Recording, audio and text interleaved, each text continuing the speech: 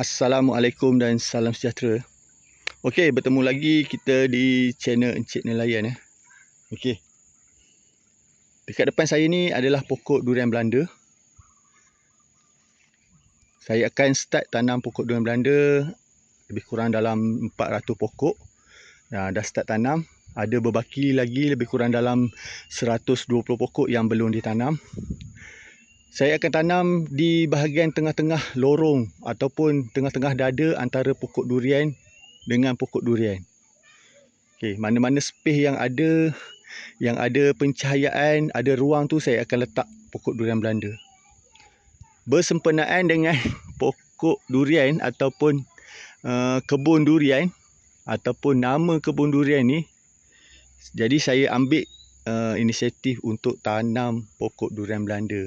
Walaupun dia ada Belanda kat belakang, tapi depan dia ada durian juga. Kenalah kebun durian dengan kebun durian Belanda. Okey. Kenapa saya pilih untuk tanam durian Belanda pada musim yang sekarang ni? Okey.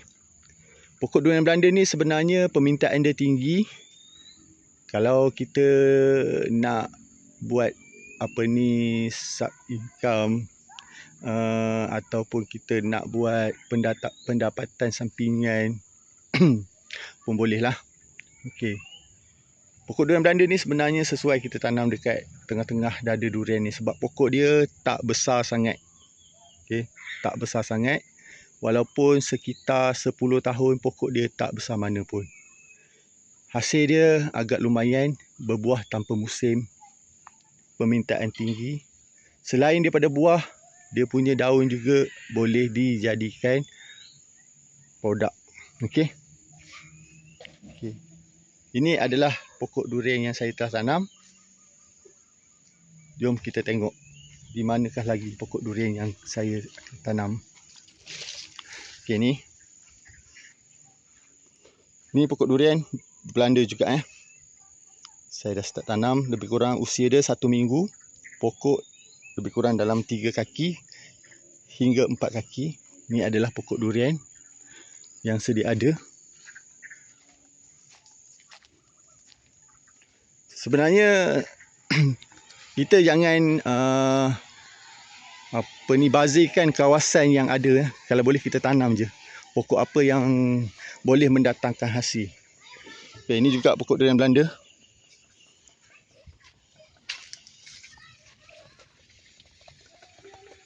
Blackthorn. Ini juga pokok durian Belanda . Okey. Sekiranya kita ada modal, kita tanamlah pokok apa sekalipun. Saya showkan tuan-tuan tanam pokok durian Belanda ni. Okey, pokok durian Belanda ni harga dia sekitar RM10 ke RM15. Sepokok bergantung pada kecil besar. Okey, memang sepokok harga dia lebih kurang RM15.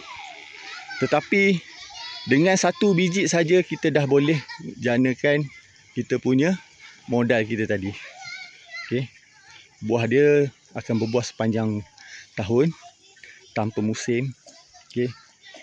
Tuan-tuan boleh nampak dekat situ keuntungan kita tanam pokok durian Belanda. Sebenarnya tak banyak orang yang mengusahakan tanaman durian Belanda ni. Tapi kita dah buat kebun durian ni, kita dah buat tanam kebun durian ni, kita selit-selit lah pokok apa yang boleh kita letak sempena ataupun sementara pokok durian kita hendak membesar tadi . Durian Belanda.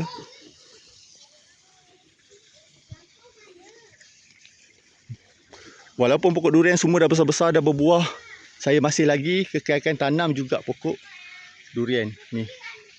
Duri hitam. Kenapa saya pilih duri hitam? Pokok durian duri hitam ni space dia tak besar, kanopi dia tak besar. Tuan-tuan boleh tengok pokok-pokok yang dekat kebun saya ni, dia agak rapat. Tetapi insya-Allah pokok akan kita jaga dan kita akan buahkan dia mengikut masa yang bersesuaian lah. Okey, ni pokok durian sedang berbuah. Okey, ni lagi pokok durian Belanda. Usia dia ditanam lebih kurang 1 minggu. Semua pokok yang ada saya tanam, saya letakkan paip lah.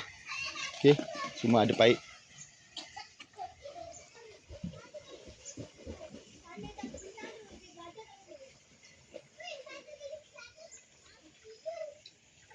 Okey, sekian perkongsian ringkas saya.